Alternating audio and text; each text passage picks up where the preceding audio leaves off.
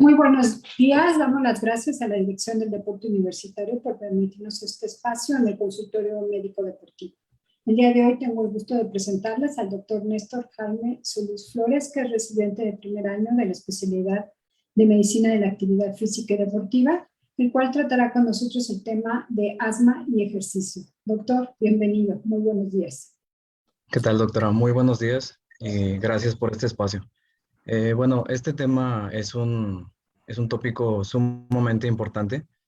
Cabe recalcar que este tema va enfocado no solo en niños, sino también en adultos. Entonces, con el paso de la plática, iremos dando cierta información específica. Para comenzar, me gustaría hablar de un breve repaso anatómico, y esto para que todos estemos en la sintonía de lo que estoy platicando. Entonces tenemos que el sistema respiratorio, su función es obtener oxígeno desde el aire ambiente y llevarlo hasta los alvéolos, que es la parte más terminal o más distal del sistema respiratorio, con la finalidad de que nosotros obtengamos energía y con esto hagamos nuestros procesos metabólicos y funciones celulares. Entonces, en el sistema respiratorio tenemos la cavidad nasal de inicio con sus fosas nasales. El aire entra por aquí, llega a la nasofaringe, después pasa a la orofaringe, luego a la laringofaringe. Después de llegar a la laringe, llega a la tráquea, que de hecho estas estructuras son las más importantes que tengo que mencionar para la plática. La tráquea, y ahora pasamos al lado derecho a ver esta imagen ya agrandada, cómo de la tráquea siguen los bronquios principales derecho e izquierdo respectivamente. De los bronquios se empiezan a ramificar más bronquiolos hasta llegar como comentaba ahorita, la parte más distal del sistema respiratorio, que son los alvéolos. Entonces, justo aquí es donde va a llegar el oxígeno a intercambiar dióxido de carbono con la sangre y la va a oxigenar. Entonces, teniendo en cuenta esta estructura de la tráquea y los bronquios, si nosotros hacemos un corte transversal, si la cortáramos con un cuchillo transversalmente, obtendríamos esta imagen, que aquí está, es un dibujo esquemático para representarlo.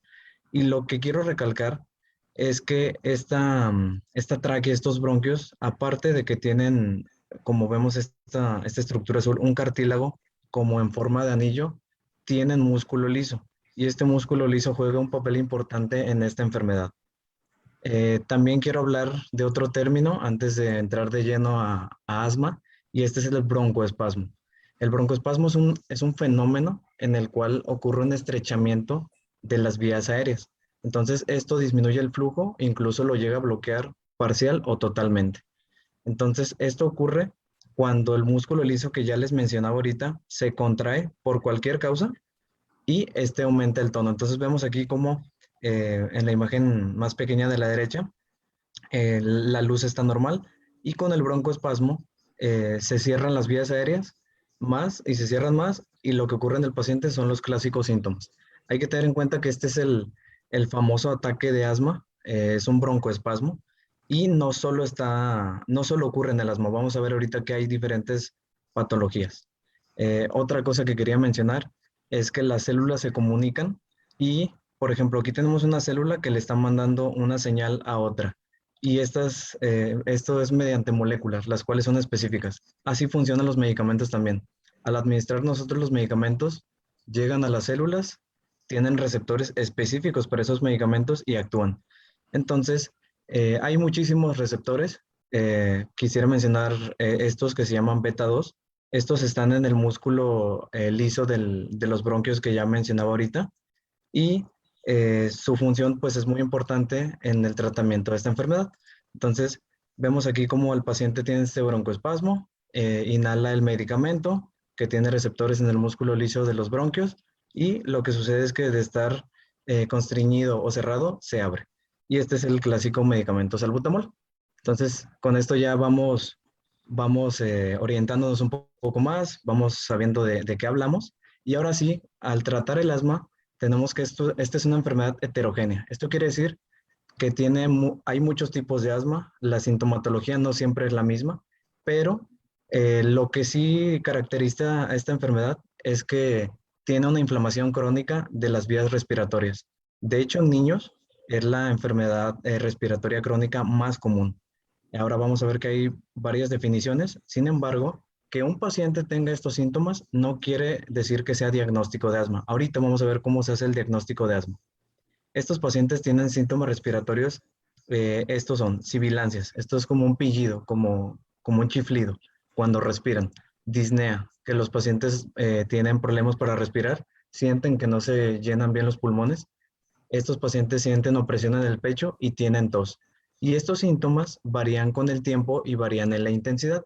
Sin embargo, tienen una limitación variable al flujo aéreo expiratorio. Otra definición, pero con fines epidemiológicos, es que hay una hiperreactividad bronquial. Esto quiere decir que por cierta inflamación que voy a hablar ahorita, los bronquios y la tráquea son más reactivos a que fenómenos los estimulen y que tengan sibilancias en un año anterior. Y pues bueno, era lo que les comentaba, justamente esta inflamación crónica y el broncoespasmo es lo que causa estos síntomas. Ahora, ¿qué es lo que causa el asma? Por qué las personas tienen asma?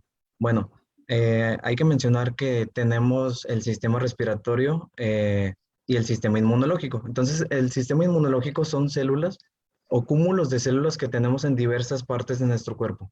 Por ejemplo, tenemos en los huesos, en la médula ósea, tenemos células del sistema inmunitario. También tenemos en el órgano vaso, tenemos en la piel, tenemos en los ganglios linfáticos y la sangre también no es una excepción. Entonces aquí les pongo el ejemplo de que si a una persona le sacáramos sangre, en esta sangre vamos a ver que hay células del sistema inmunitario circulando todo el tiempo, nos están protegiendo. Entonces aquí vemos estas células, aquí hay linfocitos, eosinófilos, neutrófilos, macrófagos, monocitos, basófilos, y justamente estos que estoy señalando, los linfocitos juegan un papel muy importante en la patología del asma. Estos linfocitos, como les comentaba, las células se comunican con otras mediante moléculas. Entonces, estos linfocitos están desequilibrados o desregulados en pacientes con asma. Estos linfocitos estimulan a otros a secretar estas moléculas, la llamada inmunoglobulina E. Es una inmunoglobulina, le llaman alergénica porque causa síntomas típicos de alergia. También estimula a los eosinófilos que secretan todas estas sustancias, también a los mastocitos y a los macrófagos. La cuestión es que todas estas células que son estimuladas por los linfocitos cooperadores 2 crean una inflamación. Entonces, esa es la base de la patología del asma, una inflamación que está desregulada. Ahora, tenemos este complejo proceso inflamatorio. Esto inflama varias partes del cuerpo, pero principalmente lo que inflama es la vía respiratoria. Entonces, al tener asma, tenemos pacientes con una vía respiratoria más reactiva a algunos fenómenos o factores. Entonces, esta vía reactiva causa el cuadro clínico que ya mencionamos, que es reversible tanto espontáneamente o con tratamiento. Lo importante es que con el paso del tiempo, si no se trata el asma, esta vía aérea se empieza a remodelar y empieza a tener un cambio anatómico importante en donde pues ya se va haciendo más difícil controlarlo. Por eso mismo es importante diagnosticarla en niños que les pasa desde pequeños y empezar a tratarla. Y justamente el ejercicio tiene un componente importante. Entonces tenemos que hay predisposición genética, juegan también un papel importante los factores ambientales. Entonces esta inflamación tiene un círculo vicioso con la hiperreactividad bronquial. Esto ya dijimos, causa la limitación del flujo aéreo y en el paciente los clásicos síntomas. Otra cosa que quiero mencionar, justamente para tratar de sospecharlo en quienes tienen niños pequeños, es la marcha atópica. Y esto quiere decir, vamos a ver aquí primero, la dermatitis atópica, es este niño que tenemos acá. Son niños que desde que nacen, desde que tienen un año, varios meses, tienen estas lesiones en los pliegues, también en la carita. Entonces ellos tienen la dermatitis atópica. Con el paso de los años, vemos aquí de los 0 a los 70 años, esto empieza a disminuir, ya no es tan molesto. Pero estos niños nacen y tienen esta dermatitis atópica. Luego empiezan a tener problemas alimentarios. Tienen intolerancia a mucha comida y esto tiene un componente inflamatorio también, no es otra cosa. Y Después estos pacientes tienen rinitis, la cual no es muy molesta en las primeras décadas de la vida, pero sí después, y después ocurre el asma. Entonces, la marcha atópica es esto, niños que nacen con problemas de la piel, luego que tienen problemas de rinitis alérgica, como vemos aquí este niño, y al final que desarrollan asma. Entonces, este es el clásico paciente que no lo diagnosticaron, no se cuidó, no hizo ejercicio y desarrolló todos estos síntomas. En cuanto a la epidemiología, hay muchísimas personas en el mundo que padecen asma. Se mencionan 235 millones, aunque bueno, esta prevalencia varía porque ya vimos que hay definiciones diferentes, hay exposiciones al ambiente y a la contaminación distinta. Entonces, esta prevalencia es diferente en diferentes países. Entonces, han habido grandes estudios con los cuales tratan de acercarse a cuántas personas tienen asma en el mundo. Un estudio muy importante es el ISAC en niños y este que está aquí, el ECHS en adultos. En Estados Unidos se menciona una prevalencia de 25 millones. En 2018 ellos encontraron que había 8.4% en niños de menos de 18 años y 7% en adultos. Mientras que en México, bueno, en Latinoamérica hay una media del 17%, pero en nuestro país, de los diferentes estados de la República, varía de un 5 a un 14%. Entonces esto va de la mano en donde hay más contaminación, quienes hacen menos ejercicio y todas estas variables. Entonces, ahora sí, ¿cómo se diagnostica el asma? El asma se diagnostica con una prueba que de hecho también la tenemos en la Dirección de Medicina del Deporte, que se llama espirometría. Y ya vimos ahorita que cuando un paciente tiene síntomas sugestivos de asma, hay que hacerle una espirometría para diagnosticarlo. Les voy a poner un video rápido de menos de un minuto para ejemplificarlo. Para empezar, levantar su cabeza y su mentón.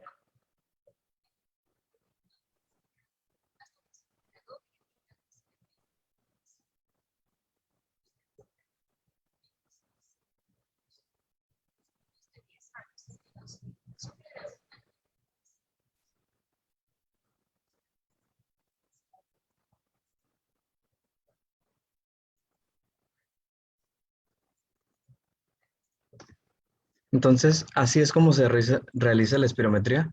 Es un procedimiento rápido, no es molesto. Entonces, tenemos que, a nosotros, este resultado de la espirometría nos da un patrón en esta gráfica. Entonces, nosotros al verlo sabemos que es un patrón obstructivo. No voy a meter mucho, solamente quiero saber eso. eh, o bueno, quiero que sepan eso, que nosotros vemos que hay un patrón obstructivo y al encontrar un patrón obstructivo, nosotros hacemos esta prueba del broncodilatador. Entonces les damos el salbutamol que ya les mencionaba ahorita y si hay una mejora de estos valores de más de 200 mililitros o más del 12%, o sea que había una obstrucción y que con el salbutamol hay una reversibilidad de esta obstrucción y de los síntomas, eso es diagnóstico de asma. Entonces ya tenemos cómo diagnosticar el asma. Ahora, hay que tener en cuenta que el asma no es la única entidad. Voy a hablar solamente de tres. Hay muchas variedades de asma, pero estas son las más importantes para esta plática. Entonces, tenemos que el asma ya vimos quiénes lo padecen, cuántas personas, cuál es su causa, cómo se diagnostica, pero ahora hay que tener en cuenta que hay una entidad llamada asma inducida por ejercicio, que la verdad el término crea cierta confusión y esto porque en sí el ejercicio no es el que causa el asma, sino que son personas que ya tienen el asma diagnosticada y que cuando hacen ejercicio se les desencadenan síntomas, pero no es como tal que una persona un día estaba de niño haciendo ejercicio y por hacer ejercicio le dio asma. No es así. Entonces tenemos que de las personas que tienen asma y que hacen deporte, hasta un 40 un 90% tienen asma inducida por ejercicio. Entonces es muy importante, una gran cantidad de estos pacientes tienen estos síntomas. Ahora, estos pacientes pueden tener este broncoespasmo y se asocia a la gravedad y al control de la enfermedad. Entonces es muy importante que tengamos en cuenta que estos pacientes tienen que ir con el médico, por ejemplo, con el neumólogo o el alergólogo, el que los esté tratando, y llevar un buen control del asma. Se ha visto que pacientes que están menos controlados, obviamente tienen más inflamación en las vías aéreas y son más reactivos a tener síntomas cuando hay desencadenantes como lo es el ejercicio. Entonces, hay cifras que mencionan que hasta el 55% de los atletas de deportes de invierno tienen esta entidad. Hay otra entidad llamada broncoespasmo inducido por ejercicio. Estos son personas que no tienen asma, o sea, ellos no tienen los síntomas que ya mencionamos en reposo, en la mañana, en la noche, no los tienen. No necesitan los medicamentos que requieren los pacientes asmáticos.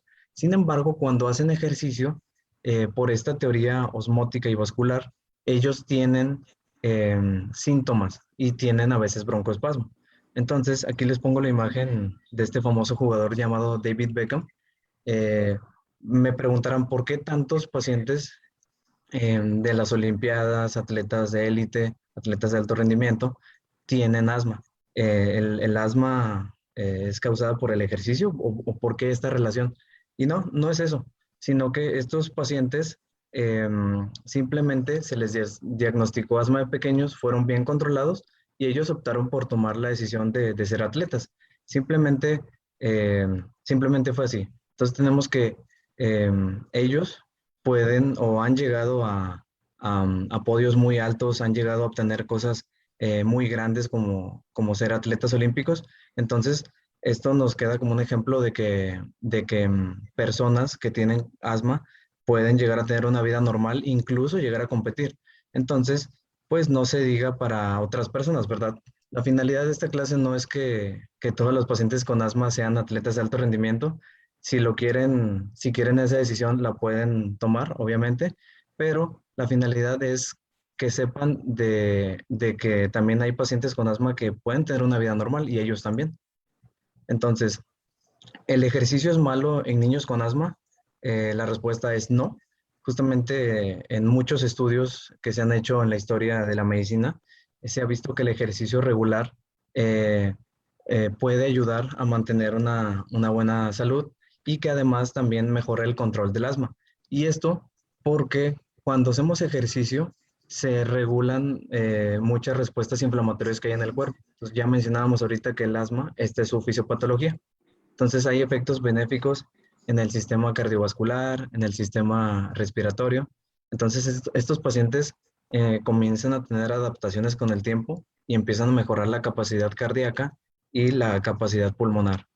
Lo importante es que estos pacientes tienen disminución de los síntomas del asma y al tener disminución de los síntomas del asma, con el tiempo necesitan menos medicamentos, tienen un mejor control y tienen menos complicaciones.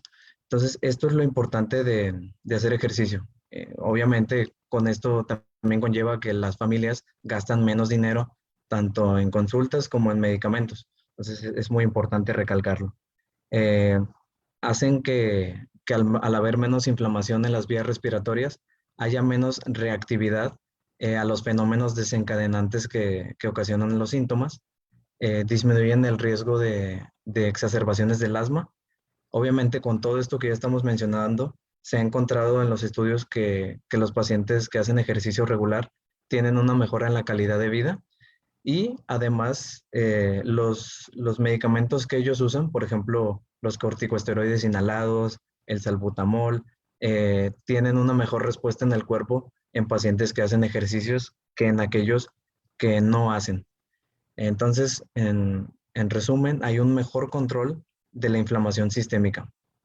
Entonces, estos niños y también los adultos, al mejorar su capacidad de realizar actividad física y ejercicio, pues obviamente son niños mejor preparados.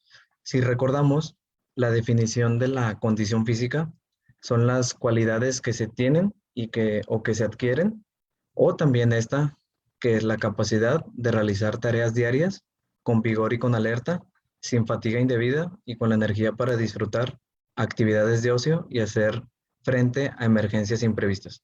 Entonces, una persona que hace ejercicio tiene más condición física y es una persona mejor preparada para cualquier adversidad que ocurra en el día a día. Eh, Hasta ahorita, en los estudios que se han hecho, no hay ninguna razón para que las personas con asma estable y controlada no realicen ejercicio. De hecho, ningún estudio ha informado empeoramiento del asma o efectos adversos con ejercicio.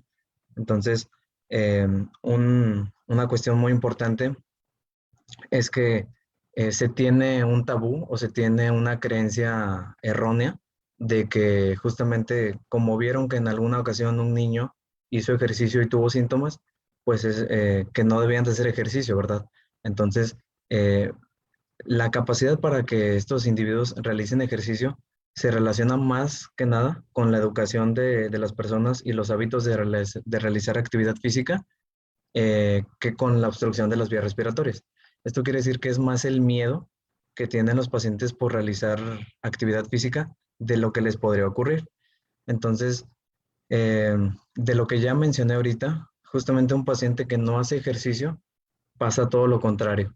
Es un paciente que tiene menos condición física, está menos preparado para afrontar las adversidades del día a día y además tienen un peor control del asma.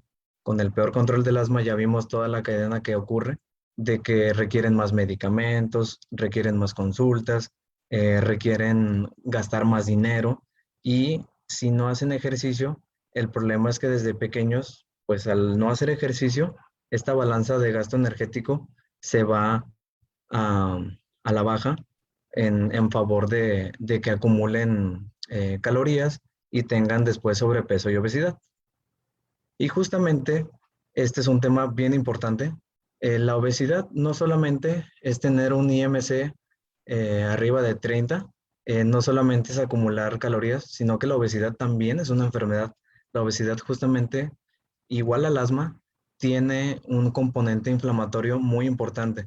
Entonces, si una persona que tiene asma y tiene obesidad, justamente estamos combinando dos estados proinflamatorios importantes y de hecho se ha visto que estos pacientes eh, tienen menor volumen pulmonar, tienen síntomas más pronunciados, tienen aumento en el trabajo respiratorio. De hecho, los medicamentos en ellos no funcionan de la misma manera, se batalla más para controlarlos y el resultado es un aumento de la inflamación de las vías respiratorias. De hecho, se ha visto que estos pacientes tienen trastornos del sueño, tienen muchas veces también síntomas de ansiedad y depresión, y vemos aquí este círculo vicioso. Una persona que no hace ejercicio y tiene asma, y obviamente tiene miedo porque no sabe que el ejercicio le puede hacer bien, ellos creen lo contrario. Entonces, ellos adquieren estas patologías de sobrepeso y obesidad, crea a su vez un estado inflamatorio crónico peor del que ya tenía con el asma normal y tiene estos síntomas por el broncoespasmo que ya dijimos y por la inflamación crónica, la tos, las sibilancias, la dificultad para respirar, la opresión torácica. Y justamente como les pongo aquí este estudio, hay muchos estudios que comprueban que el ejercicio de una manera bien prescrita, el ejercicio regular, mejora en la actividad física y las comorbilidades en asma. De hecho, este estudio que les pongo aquí menciona que a pacientes adultos les pusieron ejercicio durante 3 meses, 120 minutos a la semana, ejercicio de hecho tipo aeróbico, y también les añadieron ejercicio de fuerza, como los ejercicios que se hacen en el gimnasio. Entonces ellos, además de que disminuyeron de peso, también mejoraron los trastornos del sueño, que principalmente eran problemas para conciliar el sueño, y también mejoraron los síntomas de ansiedad y depresión. Ahora, la pregunta, ahora sí que del millón, ¿cuál es el mejor ejercicio para el paciente asmático o ya sea para el niño, para el adulto? La respuesta es el ejercicio que más le guste a la persona. Eso es muy importante. Para tener cierta adherencia al tratamiento, tenemos tenemos que darle opciones al niño o al adulto de cuáles son los ejercicios que le gustaría hacer. Así va a haber un mayor apego. Entonces, vamos a hablar del ejercicio aeróbico, del ejercicio de fuerza y del de flexibilidad. Esto es tomado de las guías del Colegio Americano de Medicina del Deporte, que justamente tiene un apartado especial para asma y nos menciona esto. Se recomienda que, que los pacientes realicen ejercicios en los cuales usen grandes grupos musculares, por ejemplo, caminar, jugar, por ejemplo, fútbol, algún deporte que les guste, la natación, otro tipo de ejercicios en alberca y también el ciclismo. Entonces, lo más sano que podríamos hacer sería de que si son niños, tratar de acompañarlos, tratar de estar con ellos, de cuidarlos y de enseñarles qué se tiene que hacer. Se recomienda que hagan de 3 a 5 días a la semana a una intensidad moderada y si es bien tolerado esto, se puede progresar. Bueno, esto tal vez no sepan qué significa, lo de intensidad al 40 al 59 de la frecuencia cardíaca de reserva. Ya para más información podrían acercarse con nosotros y les explicamos, pero de una manera sencilla les explico cómo podríamos graduar la intensidad. La intensidad se puede graduar con un método de percepción. Por ejemplo, una intensidad leve es que tú vayas caminando con una persona y que puedas mantener una plática sin problemas con ella. Mientras que una intensidad moderada es cuando vas caminando o trotando, lo que sea, con el acompañante y tú ya empiezas a hablar entrecortado, o sea, ya dices, ok, ya me estoy cansando. Entonces ya empieza a entrecortar. Mientras que una intensidad vigorosa es cuando vas con esa persona y de plano ya no salen palabras, ya estamos, ok, y entonces ya las palabras se entrecortan mucho más, ya no hay manera de platicar. Entonces eso es así a grandes rasgos como podríamos enseñar a los hijos o ustedes si son adultos a cómo podríamos graduar simplemente la intensidad del ejercicio. Les comentaba ya para un ejercicio mucho más estructurado, podrían acudir con nosotros, que justamente nos dedicamos a todo esto específicamente. El tiempo se recomienda aumentar progresivamente hasta llegar al menos a 30 a 40 minutos al día.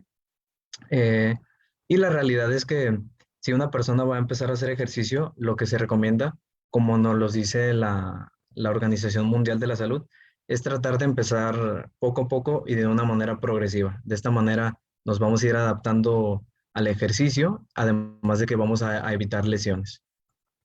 En cuanto al ejercicio de fuerza, bueno, cabe recalcar que en niños, obviamente los ejercicios anteriores son más realistas. Obviamente un niño de preescolar y de escolar, la finalidad es que ellos se diviertan, que tengan juego libre y se recomienda al menos 1 hora al día. Obviamente a ellos no les va a interesar mucho hacer un ejercicio de fuerza, tal vez ya cuando estén un poco más grandes, cuando estén en la preparatoria, o incluso los adultos. Pero bueno, en ellos se recomienda una frecuencia de 2 a 3 días a la semana. La fuerza, esto de igual manera, esto incluso sí es un poco más difícil de graduarlo, la intensidad, el 1 RM o repeticiones máximas, como les comentaba, esto pues ya sería más específico con nosotros. Pero bueno, a grandes rasgos, de igual manera, de una manera progresiva, sin que sientan que se están lastimando. El tiempo se recomienda que sean de 2 a 4 series, de 8 a 12 repeticiones. Y no se requiere de ir a un gimnasio para obtener este tipo de ejercicios de fuerza. Como podemos ver, sí, aquí está la opción de ir a un gimnasio. Hoy en día esto es difícil por cuestiones de la pandemia, del distanciamiento social, pero también hay ejercicios que se pueden hacer con el mismo peso libre o ejercicios de peso corporal, como vemos aquí las lagartijas, las abdominales, hay muchos tipos de ejercicio. Y justamente tal vez no sepamos muchas variedades de cómo podemos hacer el ejercicio, pero para eso los invito que le den like a la página de Deporte UNAM. Incluso ya van a sacar una aplicación en la cual instructores certificados, otros médicos, personas que saben de esto, dan muchísimas opciones de cómo hacer este tipo de ejercicios en casa sin requerir de mayor herramienta. Entonces, pues sí se lo recomiendo mucho. De esta manera vamos a variar los ejercicios, va a ser divertido, va a ser dinámico. Y otro tipo de ejercicios son los de flexibilidad. Estos igual se recomiendan 2 o más días a la semana. La intensidad, pues se recomienda llegar a estirar a un punto en el que ya se sienta tensión o ligera molestia, pero más de esto no, porque nos podemos lesionar. Se recomienda que al hacer este ejercicio se mantenga de 10 a 30 segundos esta extensión estática y que se hagan 2 a 4 repeticiones de cada ejercicio. Entonces también vemos que hay tipo estático, dinámico. Por ejemplo, este sería el estático. El paciente aquí ya mantiene los 10 a 30 segundos. Este es dinámico y este es con facilitación neuromuscular propioceptiva. Esto ya son ejercicios obviamente un poco más estructurados, pero como les comentaba, si los aprendemos a hacer, alguien en casa nos puede ayudar a realizarlos. Entonces, les quería comentar esto que ya mencioné ahorita de David Beckham. Hay atletas de élite internacional, muchos de ellos, si ustedes buscan información van a encontrar que no solo es David Beckham y esta persona que tenemos aquí que se llama Amy Van Dyken, sino que hay muchísimos atletas de élite en la historia que han llegado a ganar muchos premios importantes. Entonces, obviamente, si ellos pudieron llegar incluso a ganarle en competiciones a personas que no tenían asma, claro que ustedes, o la persona que ustedes que conozcan que tiene asma, pueden llegar a tener una vida normal, como les comenté ahorita. Ya es decisión de cada uno el tipo de ejercicio que quiere hacer y si quiere llegar a ser atleta internacional, pero al menos sí pueden tener una vida normal y hacer ejercicio de una manera adecuada. Incluso esto del asma es tan importante que el Comité Olímpico Internacional requiere de una prueba para confirmar el diagnóstico de asma y justamente con la espirometría. Entonces ese es un ejemplo de, de vida de personas con asma que han llegado muy lejos.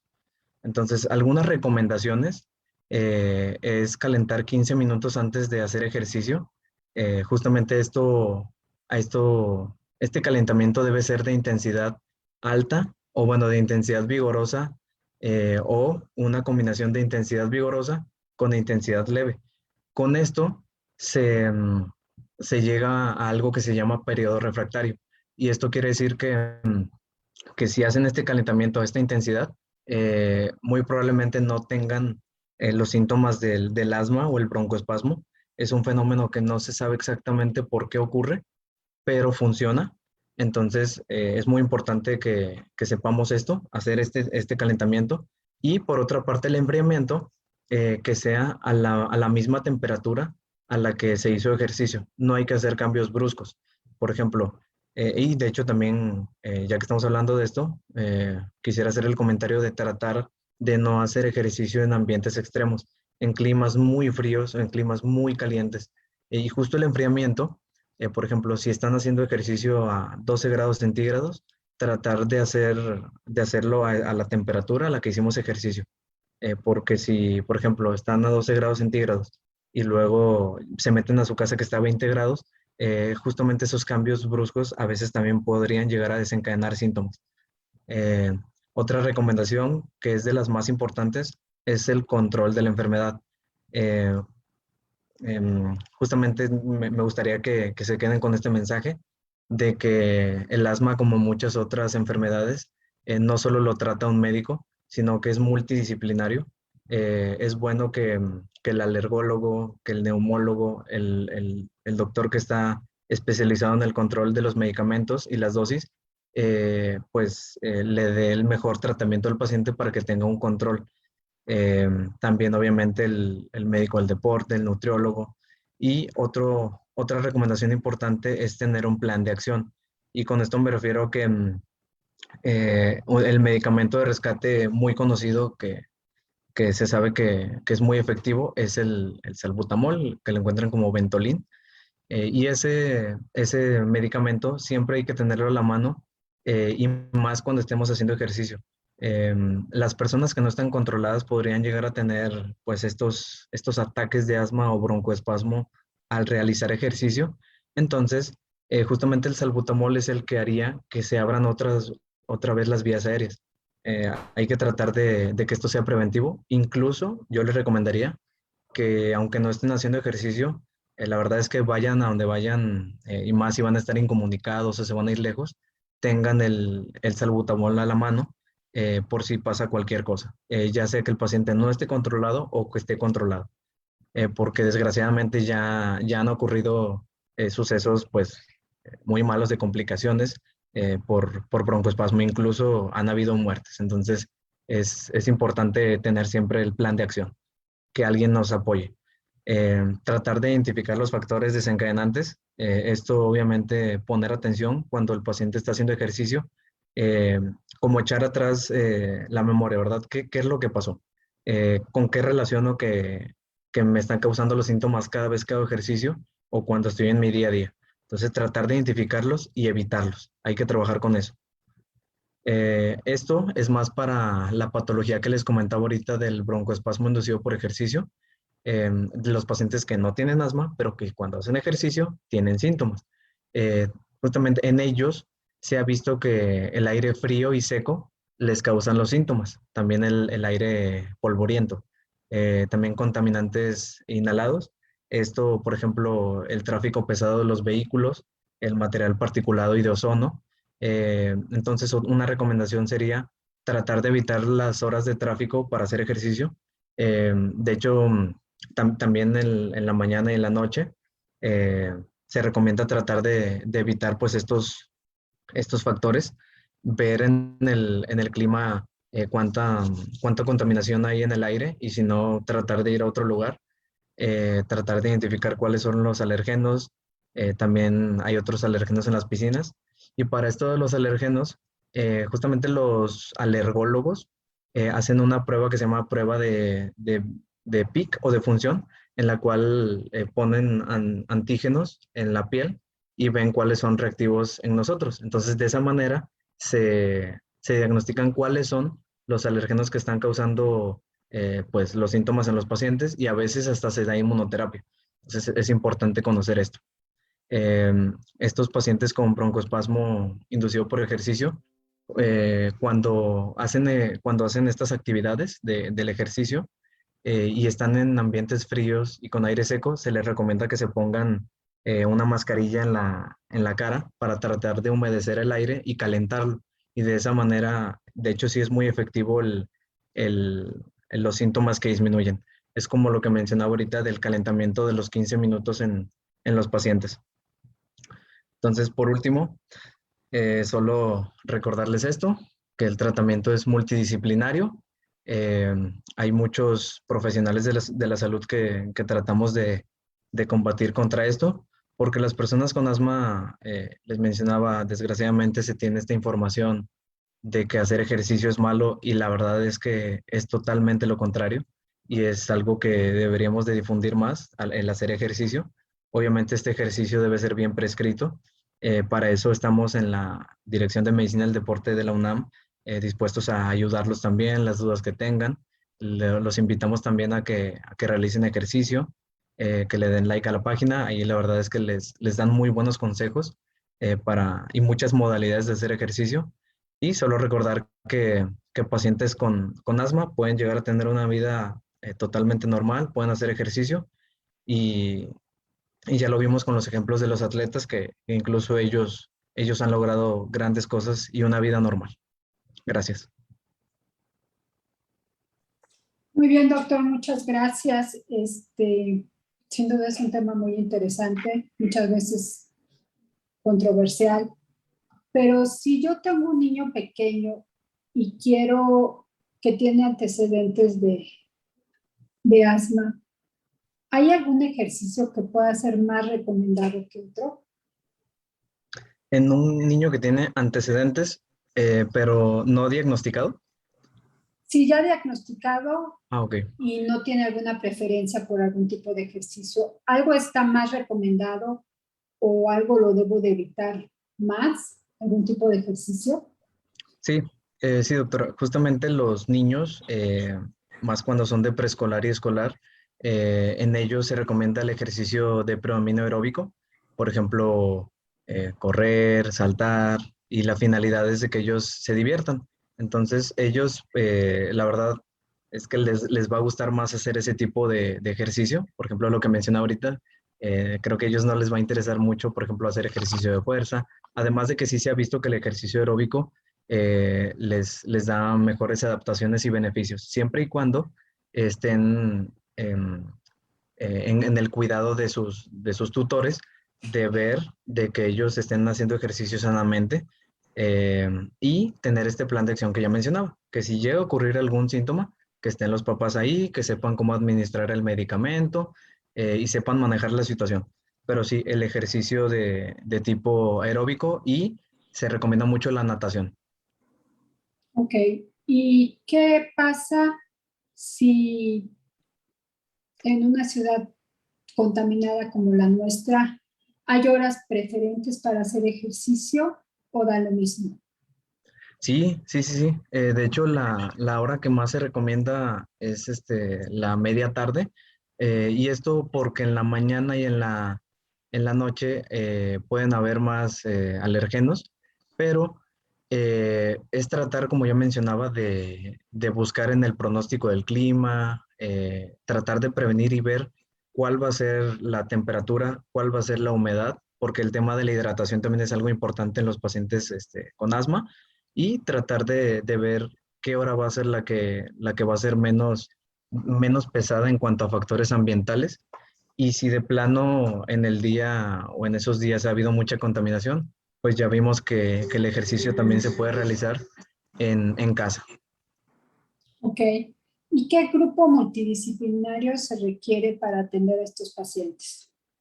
Ok, se requiere del paciente, del médico que va a controlar los medicamentos. En este caso, muchas veces es el alergólogo, a veces es el neumólogo, y ellos son los que principalmente van a dosificar los medicamentos que ellos usen y van a brindar este plan de acción.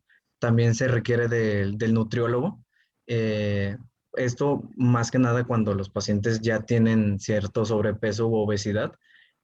También se requiere del psicólogo a veces. Para los pacientes con asma puede llegar a ser difícil lidiar con todos estos problemas. Muchas veces incluso, desgraciadamente en la escuela, el niño que no hace ejercicio, a veces no se acerca mucho con otros amiguitos, no tiene tanto círculo social en la escuela, y se ven un poco como aislados. Entonces, justamente yo lo experimenté, muchos lo experimentaron, pero al hacer ejercicio en niño es cuando haces amigos. Entonces, una persona que tiene miedo a hacer ejercicio, sí tiene pues una carga un poquito más fuerte. Entonces, el psicólogo podría ser bueno en ellos, y también el médico del deporte. En este caso, ya vimos que el ejercicio puede disminuir las exacerbaciones, puede disminuir con el tiempo el uso de medicamentos.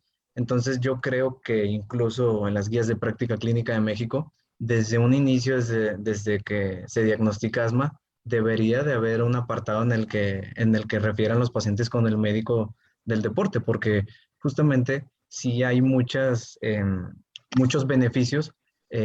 Pues se debería de contactar con nosotros, y pues de esta manera, obviamente, la finalidad es beneficiar al paciente. Entonces, eso sería el círculo principal. Gracias. Si nos comentan que si hay algún lugar donde todos estos especialistas estén reunidos, pues que yo sepa, ¿no? Usted tiene algún conocimiento.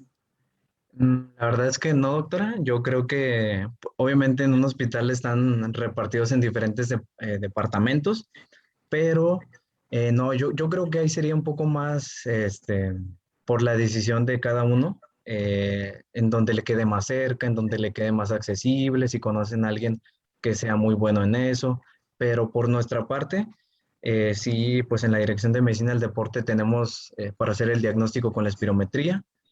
Ahí es donde les vamos a prescribir el ejercicio, donde les vamos a dar nuestras recomendaciones más importantes.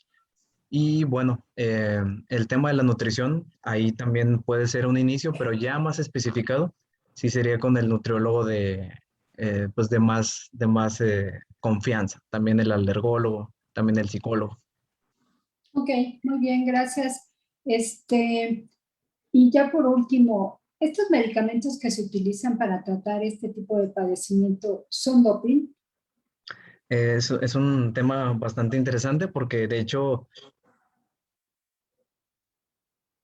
la WADA o la Organización Mundial Antidopaje ya tiene una lista establecida de cuáles son los medicamentos que son doping y de hecho el salbutamol sí entra como uno, sin embargo, hay que tener en cuenta que como hay muchos pacientes con asma que realizan ejercicio a nivel internacional de alto rendimiento, hay dosis límite con las cuales pueden competir.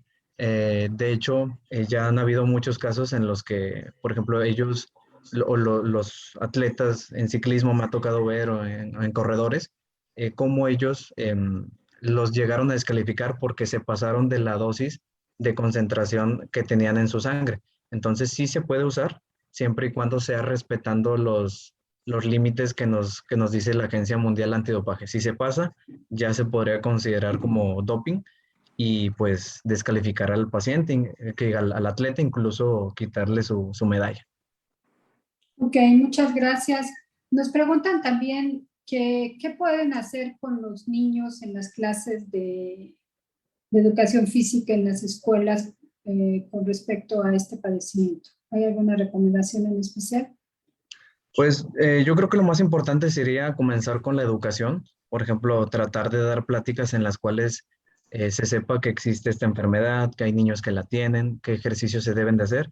Y en cuanto a los ejercicios, pues se podría recomendar que en el recreo hagan actividades o incluso en horas de clase que se tomen específicamente para esto.